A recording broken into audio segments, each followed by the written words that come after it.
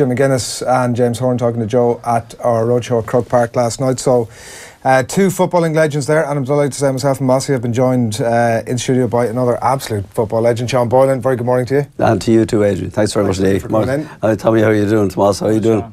Yeah, it's nice to be here. It's funny how the excitement builds up, isn't it? It's crazy, isn't it, Jim? Last few days you think, no, and suddenly, you're getting the butterflies, and at my stage I'm still getting the butterflies. And what would you do? How would you go about this job? You know? Yeah, it's great. Yeah. What do you think about the two lads sort of hotballing there about the Mayo job? Obviously, it looks like James Horn sort of didn't entirely say he wasn't interested. He looks like a good fit. He would be a very natural fit. He'd be the first one to say about how good a job Stephen Rochford has done. He's done an amazing job. Just that hop of the ball that everybody needs, that little bit of luck. If that doesn't go with you, it's a very easy thing to sort of apportion blame to a manager, whatever it is. And all the great teams that I was ever lucky enough to be involved with, they were the ones that took responsibility. You know, your job was to try and have as best you can, have everything right. And I'm not saying that the Mayo guys didn't take responsibility. The heart, the courage that they had was enormous. And Stephen got so much out of them. But there's nothing worse, I think, than uncertainty. I remember when I was involved, I could never take the job for longer than a year. And when it was over, people would say, well, are you interested? You know, are you going again? Yeah. I said, look, I'll wait till I'm nominated. If I'm nominated, then I'll say yes or no. And I would do that very quickly. And I think it's the only way. Otherwise, honest to God, you wouldn't have time for anything else in life. And if you haven't those other things to bring that balance into it, then you're in trouble. Like, there's such an enormous number of great footballers in the county of Mayo. There's so many people down there that have given so much to it within the county itself. But like, I know nobody has time to do the job, but put the hat in the ring, have a cut at it, and you know what I mean, and lads will go along with you. And when he's out for a couple of years as well now, James, he's probably starting to think, even though he's a very busy man professionally with a young family like you're saying, there's not much time for a lot else when you're doing it. But I'm sure when you're out for a couple of years, you're kind of starting to think, geez, maybe it wasn't all that bad.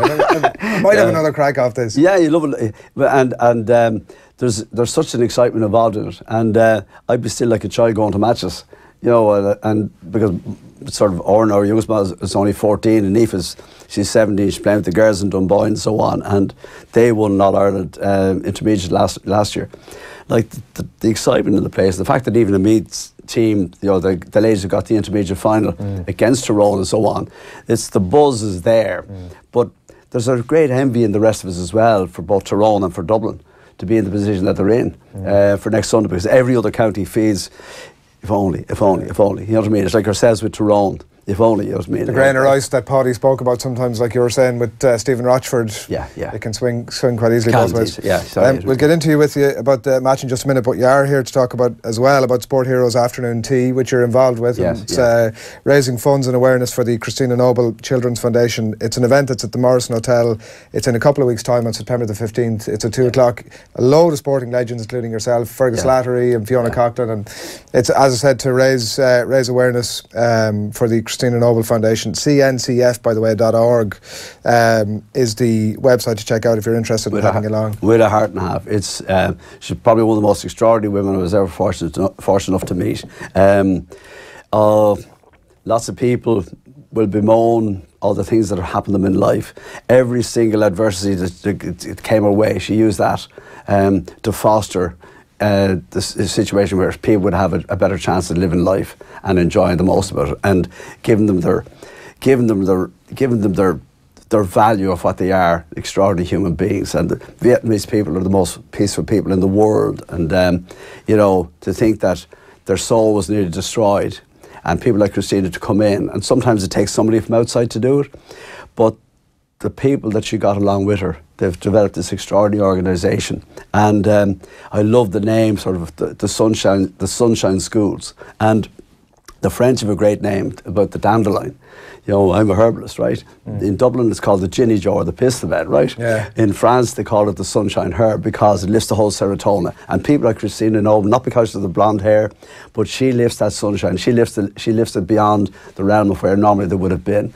And if there's anything the world I can do by being there, I would be only honoured and delighted to be there. Yeah, good stuff. Well, look at, we're delighted to get behind it and delighted you could come in on that basis to talk to us this morning. We'll give out the details again before we wrap up with you.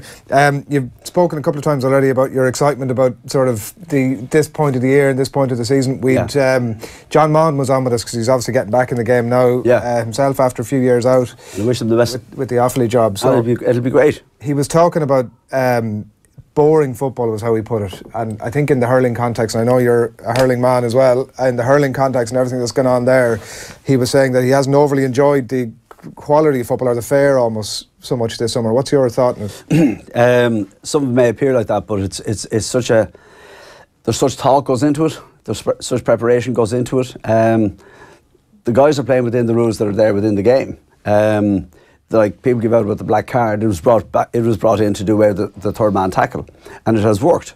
But I remember I was fortunate enough when poor Dave Billings died, got him to be on the rules committee. The very first meeting was at, I said, look, let's start rewarding the people on the field of play. So you give a black card in the old international rules, the ball is then taken up 30 metres from the goal, and suddenly if things like that have been sorted out. Very little can change it. I was talking to Pat O'Neill who was Jim's manager in '95 when he won his All-Ireland with Pat Gilroy, and Desi Farrell and all the lads, Charlie Redmond. And he was just saying, Sean, there's only, what you have to do is just one hand pass. Now, I was a proponent of, 3 hand passes, and you had to kick the ball. But look, let's not overlook some of the extraordinary skill that we're seeing over the last, even within the year. Yeah. It mightn't be consistent with all the other teams, but even the way sort of Roscommon and the way, like when they were going well and when they were scoring, they were exciting to watch when they were doing that. It's that consistency and being able to keep it up. And but it's a question of, you'll always get peaks and valleys. Like a few years ago, people were saying hurling was dead. The hurling committee set up to try and revive hurling. Football, don't blame Dublin for being as good as they are. But if I was a Dublin man and I was looking back to the semi-final last year, I'd be looking at a very simple situation. In the first 7 minutes, Tyrone got 5 goal chances and they didn't put it away. Now, if they got 1 or 2 of those, Mossy, it would have changed everything, Mossy, wouldn't it? Yeah, absolutely. Course, yeah. And then suddenly, when you're trying to break through or make the ascendancy, that suddenly it maybe just puts a doubt in your mind. Now, it's a very difficult thing to beat any team 3 times in 1 year, like in the league or the championship. And it's a monumental task for Dublin on Sunday. I believe it's a huge task because Tyrone have nothing to lose and there's some amazing footballers. And like, you take the likes of Richie Donnelly in around the square, and he's so good. I think it's going to be a cracker. Just to go back to one of the things I think we need to stop doing is comparing football and hurling. They're so different. They're totally different sports. And just because hurling has a brilliant year, sometimes then it leads people to say, well, hurling's been brilliant. Let's enjoy it for being brilliant. There's no reason, like hurling is so unique in terms of the speed, the skill set, everything involved in it, that just because hurling's had a brilliant year shouldn't overly impact on then what the football landscape. We should be able to separate them and say, well, hang on, what is happening in football? And I agree with Sean. If it does need, the game probably does need 1 or 2, and it's tweaks. It's not a massive overhaul. It's 1 or 2 small little things, and you might need to trial them in the league or to see, well, is it a 1 hand pass or is it 3 hand passes? Or I'm a big fan of the idea of what they use in the international rules, that if there is a certain amount of fouls or consistent fouling, you bring the free up and it's a free straight in front of the goal, 25 yards out. That will take away so much. It changes. You want to change discipline within the game, you give a scoreable free away in his own like that. Reward the good things. Reward the good things, and that's why you see some things like frees or sidelines have to go forward and things like that. I'm kind of like, well, you're restricting the team in possession there.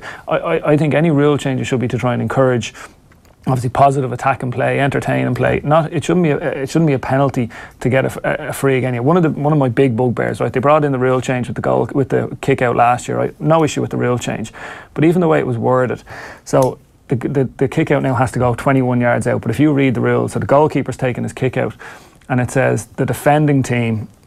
So the defending team being the goalie's team. So kicking it out. It says no defender can get the ball inside the 21. My attitude is, he's not the defender, he's the attacker. Stephen Cluxton has the ball, Dublin are attacking. So the rule actually even says, even the rule, the way the rule was put in, it even says no defender can touch the ball. For me, whoever's wearing 13, 14, 15, they're the defenders. And even the thought process around that, and I think there has to be a longer term view. We can't be too reactionary just to say, well, it's been one or two things have happened in the last year or two. We need to have a step back and say, well, what do we want our game to look like in 5 years' time? What's transferable down to club level? So when an under 14 goes out, he can emulate what's happening, what he sees in Croke Park. And I think a couple of those things, and again, you need to get smart people involved and say, right, let's trial this for a year. Some things will work, some things won't work, and then take a longer term view. And I think that for me will be a kind of a better idea in terms of rather than just. But Mossy, if you take Tom Flynn, for Galway, 3 times he got inside, the Dublin defence. Now, 3 or 4 years ago, Tom got the goal of the year with a cracker of a goal against Kerry. And don't tell me that Kevin Walsh wouldn't want him to go on. And I don't know why, Tom, because it's in his nature to go on and bury it. You know what I mean? But it was nearly like he was nearly too much of a team player. And there's times, like any decent forward, there's times that you have to have that thing about yourself. That, well, I'm going to plant this. Looselessness almost. I think that's a balance between between a player knowing everyone plays within a system or a kind of a set of tactics. But good teams and good managers will lay out. They don't want to stifle that individuality, that player's instinct to say, well, I have a chance here, I'm going to go for the jugular. What you don't want is someone doing that and saying, well, I'm supposed to get to a certain point and now come out and recycle it, and there's meant to be someone here.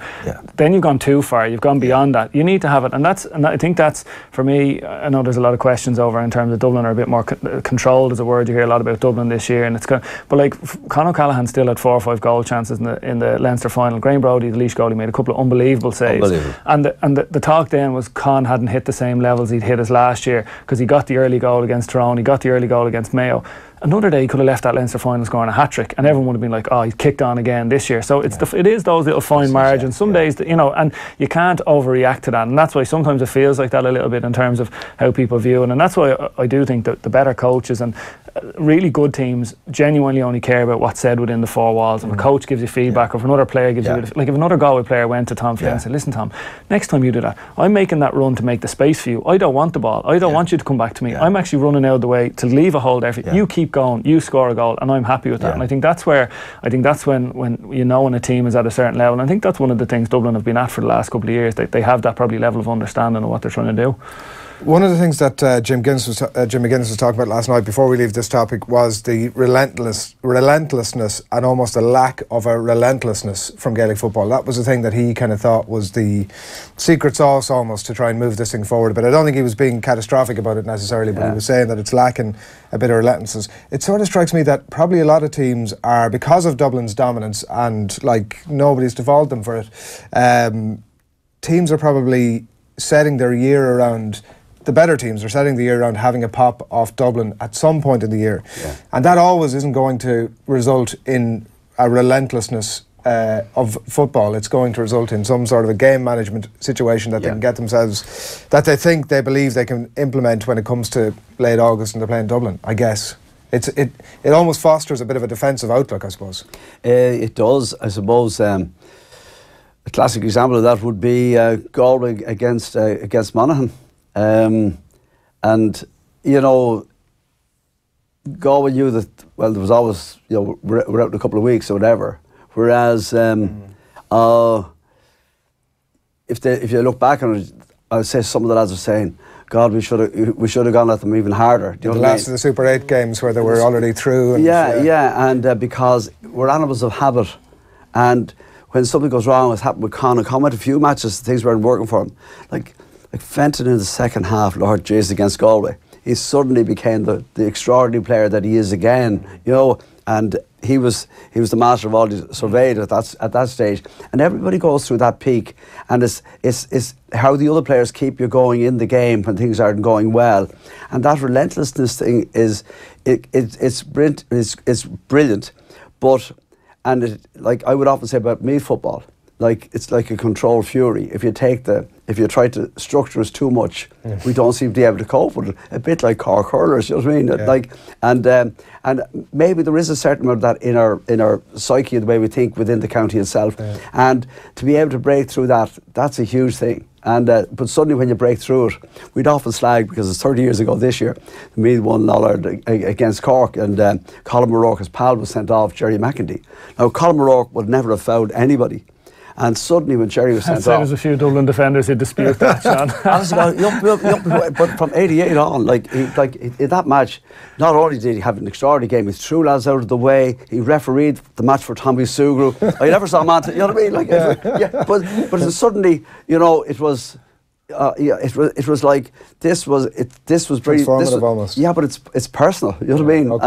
And it's like your whole pride and everything else, and that sort of pride in yourself. You know what I mean? Is we can talk about the jersey. You know what I mean? Yeah. But until it becomes part of your skin and such, you know what I mean? It's so I can see where Jim is coming from. Like.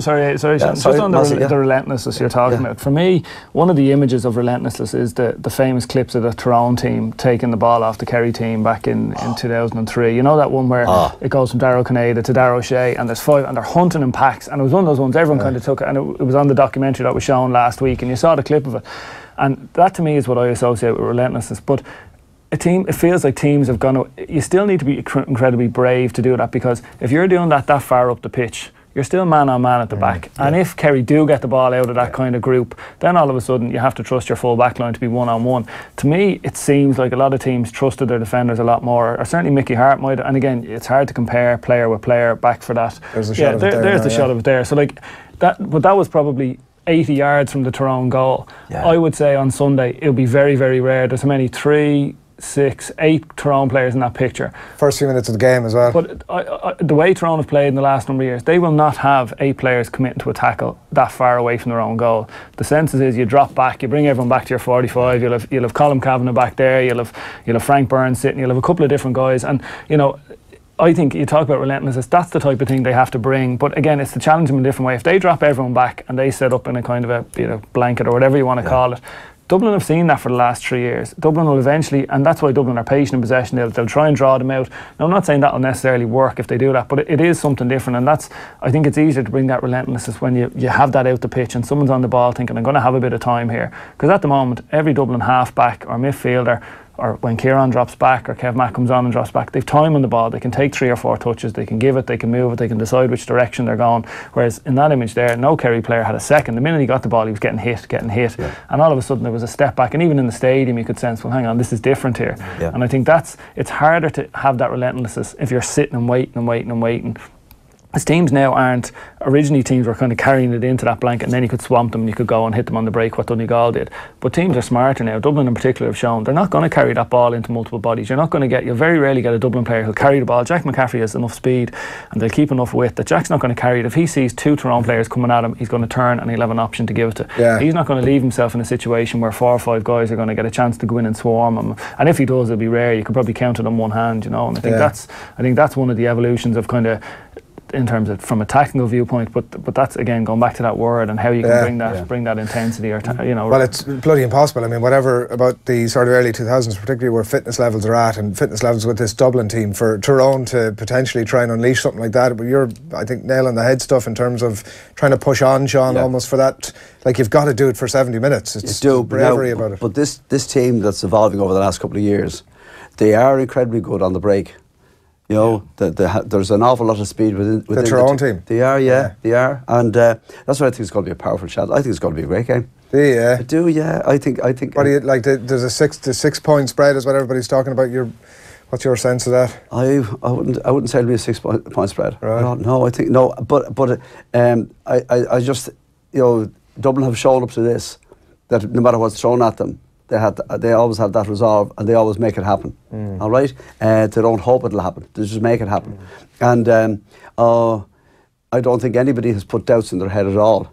Now, if Tyrone can do that for long enough, well, then anything can happen. But again, that's the challenge, and that's why we go there, and that's why we'll, you know, have the food early and head in. You know what I mean? And that's it, Joe. It's just such a magic place to be. They're an incredible bunch, aren't they, in terms of their belief. Like, I mean, we've been chatting with Alan Brogan on during the week, and I was talking to him about Owen Mulligan had made some comments during the week about, and I won't put them to Mossy just yet, about sort of what he described as a mental fragility of Dublin kind of in the pre-Pat Gilroy era, but the teak toughness of, like he was saying, you could get at that team and you could silence the Hill and all these extraneous factors that doesn't seem to be part of it for this current Dublin team. It's their aesthetics. Like, to me, there's not an ego on the team, and that's extraordinary for a team that has achieved what they've achieved, and that's a credit to the lads themselves, it's a credit to Jim and the lads are involved with him, and that little bit of humility is a great thing to have. Do you know what I mean? And that recognising that if I don't do my job, they're going to destroy me, and that's what those Dublin lads seem to have. You often heard being streetwise, but very mature as well. And you know, you just marvel at the consistency that they can keep doing it all the time. Because ego can be a positive thing when used. I would have thought there was a few egos in a lot of the teams that you would have managed down the years, and you can use that as almost as a positive. You can, but I'm talking about like in their whole demeanour, the way they carry themselves and everything else. Like it's everything is team first. Everything. Like if there's somebody in a better place, they'll give it. You know what I mean? And it doesn't matter who you are, what you are. Do you know what I mean? Or who comes in. Automatically, they're into the same thing. And years and years ago, when I was involved, I loved looking at whatever team we're playing against, even the coach or the trainer or the manager. What does he do? What did he work at? You know what I mean? And you know, and you know, sort of let it be the army or let it be a teacher, wherever it was, and it can tell you an awful lot about sort of the way they think, because they're really smart and they're really clever, you know what I mean? And I always remember Kevin Heffernan, got to be good to him, you know what I mean? Like, he had that many aces up his sleeve, you know what I mean? And you knew that there were certain things he was going to do. It could be for Mick Holden in front of Colin O'Rourke and Jerry Hargan behind or whatever. But like, he would have thought that, because he would have thought that, well, because Colin was such a dominant man, the lads are going to give it to him all the time. And that's what all the good managers do. But it's this thing of coming up with the systems of survival. And after what happened against Donegal with Jim Gavin, but it wasn't Jim, it's the way he brings that knowledge from all the other people with him together. I think that's what makes him different. And Mickey Hart is of a very similar ilk. And like, he's proved that right down through the years. But that steely belief in what you're doing, if you haven't got that, like, I'd be a very personable man, and in normal conversation I'd love sitting back and listening to people and so on, but I learned a big lesson having hammered 10 points by Laois in the semi-final of a Leinster one year, and I learned that unless the lads aren't going to take responsibility, then we go nowhere. And I arrived in home one night and there were 6 of the lads in the kitchen with my mother, drinking tea and eating brown bread, and she's smothered them all with smoking, and she's smoking away, and I didn't even know they were coming. And that night she said, all up the house, you two, you crowd, when I came back in. And you were talking with Jerry Mack, and Colin O'Rourke, Joe Castles, Mick and Porrick Lyons, and Liam Hayes. And all very different personalities, or very strong personalities. And when we're nearly finished talking, Porrick said, will you do me a favour? Will you put your shyness in your arse pocket? And I said, are you serious about that? And from then on, the chairs went round in a circle. And that's how we as a group, not just within that, but within the county board and everything, that's how we got the breakthrough. It was hard and an awful lot of work, but there was a togetherness, and that's a powerful thing. And a responsibility, is that what you're talking about? Absolutely. In terms of the players? How do you get them to, like, how do you get them to a point? It sounds like if they're calling to you, they're already on that road, obviously, but how do you get them to a point where, like, it's not quite cutting the cord, but it's saying, listen, you guys can make the decisions here. Well, they knew they could do it for 10 or 15 minutes. To be able to do it for 20 minutes, to be able to do it for half an hour. That if somebody got hurt, somebody got injured, that you hadn't forgotten your roadmap. You know what I mean? But it has to become nearly part of your DNA. Isn't that right, Mossy? It does, absolutely. Yeah, it really has. And I think that the player buy-in, obviously, and it's including them in it and bringing them on the journey with you. And you hear that, you know, there's a lot of buzzwords around sport at the moment and teams at the moment and culture, but all this type of stuff. I think the more you can do as a group and bring everyone in on the same level, so everyone feels that level of responsibility. Everyone's as invested in it as you are, and someone's not sitting at the back of the room going, well, he's the star player, he's the manager. Everyone has to have that buy-in and that honesty and that openness, and that's why you're talking about the circle. It has to be that everyone's on the same level, rather than people on, you know, looking back thinking, well, no, that's not like. One thing I always laughed, even in Vincent's a couple of years ago, we've had a success over the last couple of years, and one of the young guys came into the team, and I remember someone asking him, I was in his company, and someone said, I don't even know how it came up, but whose team is it?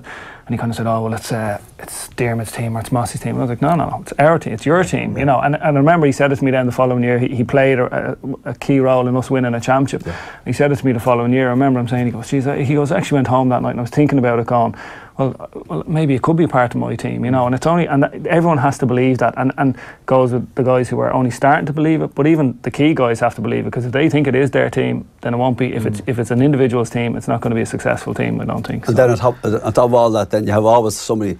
It's nearly called like the heart of a team. You know what I mean? Yeah. Whether they're playing or whether they're not playing. Yeah. You know what I mean? And you take a Colin Cavan, you take a Matty Donnelly, you take Johnny Cooper, right? Come back from the accident that he had, and to come back and survive and everything else, and then you come along and take Michael Dara McCauley. Just wherever he is or whenever he's there, when he's on the line, the minute he puts his foot on the ground, he's that driving that, and they're the people that, you know. But someday somebody else, like it could be Con, you know, or Richie Donnelly, you know what I mean? They could become then the heart of the team. That something that they do just brings it to a different level. You've probably seen that with Brian Fenton in the last year. And Brian comes in and like that they become, and like Seán says, they're the kind of the spiritual leader of the team then on the pitch. And again, if something happened to them, it probably would mean more. Like, as in, there's no doubt about it. While you want that everyone to believe they're on the same level, there's obviously some players who have a more important role than others within the group. But in terms of the ownership level of what players have invested into it, I think there has to be an equality there. Just to go back, I'm just laughing. You're saying you used to look at other managers and what they did. I'd say every other inter-county manager was scouring the country for another herbalist to try and find out. You could find another guard or another skill teacher easy enough. A number of times the reporter said, Jesus, Seán, you gave him the wrong bottle, you know what I mean? Oh, sweet dog. Yeah, in the early days when I was involved, you know, if things went wrong, I was, what would you expect? He's a hurler. Yeah. And then people forgot you were a hurler at all. Oh, yeah. What's the worrying thing, like listening to you and thinking about it from a non-Dublin point of view, is that this group are a young group. They seem like an unbelievably mature group. They have a manager who's still a young man and seems like a very driven man, and by all accounts is, you know, on the brink of winning a 5th All-Ireland in 6 years. It's just an incredible achievement. Like, the level of dominance that's there, and I'm not talking about this split in Dublin stuff or anything like that, but the level of dominance that it appears is there and is going to be there for some time to come is a concern for everybody, isn't it? It's a concern for everybody, but the thing is this, that every kid in Dublin, they want to play football for Dublin. And you know, when Anthony Daly came in and what happened with the hurlers, every kid, you suddenly see hurlers all over the place again. And that's a natural involvement. And then because it gets such publicity today, sort of like with programs like your own, then with the television end of it as well, and the matches all been shown back, and then, you know, TG Carr made lawyers of it all, but the great games that we had, and suddenly, you know, Jesus Christ, terrible, you know what I mean? I've been watching some of them, including some of your teams over the last few weeks. But like, that's all the more reason. You know, like, you take a group, you know, like that Tyrone group in 2003, or Kieran McGeeney's team in 2002. Nobody could convince them that they couldn't win. Yeah. You just knew that about them, you know? You just knew that about them. I remember Matty he centre forward for Galway.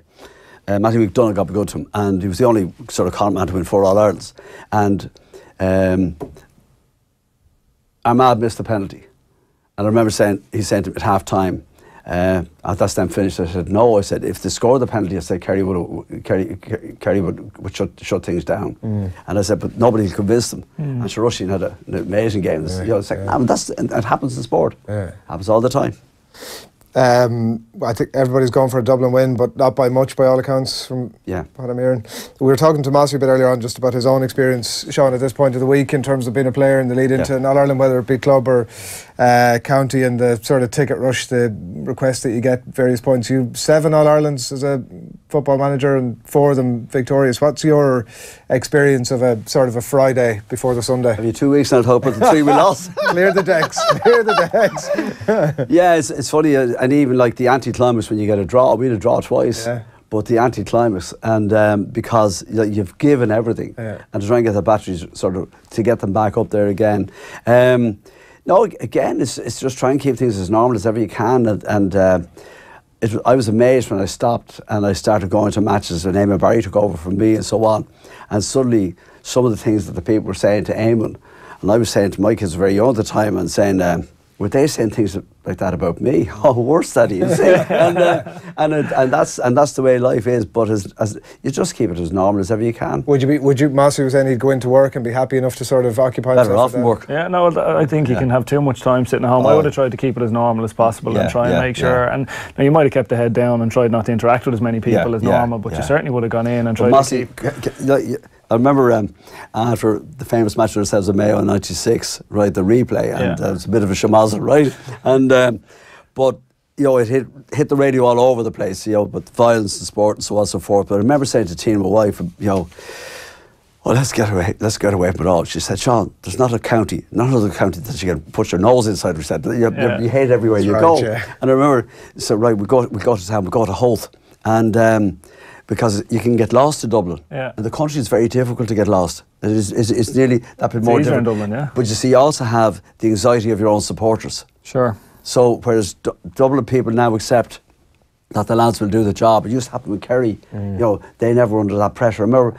with Miko in '98 saying against Galway, he'll never have experienced in Kerry what'll go on in Kildare. And the morning after the match in the semi-final, after they had beaten Kerry, I remember I was driving down to Kilkenny, but I went cross country through Rathcoffey and so on. Every ditch was covered with white sheets from Kildare, and that anxiety of your own supporters, that can soak you and they can drain you. So when your people, one of the lads with me back in '96, the morning of the All-Ireland, there were 60 people in his house. Sure, the chap his head was wrecked. You know what I mean? Now, and again, these are things people prepare for now, but it's only when you look back on it, this is how you learn. The Limerick hurlers are probably in that space at the minute, aren't they? Absolutely, and should look at lads. Fair play to them. Enjoy every single minute of it now. That's would you have had that same level of sort of people coming in, because obviously you're a public-facing job as well as everything else, with people in looking for tickets and sort of... I never dealt with tickets. Right. You made that decision from day one. Somebody else look after it. Yeah, from day one. And if you walked into the clinic at home, there's only a harp made by a prisoner during the famous 1991 series. A Dublin man made this harp for me. Right? And he fell in love with the Meath team, right? Yeah. And he wasn't a real Dublin man, so it was love. I'm not saying what it was balls and arrows from the strings or whatever. But anyhow, I remember going in to see him afterwards, you know, and the man was gone home. He got released that morning, and he gone home. So I missed him, and it was an awful morning. And it was snow and sleet and everything else.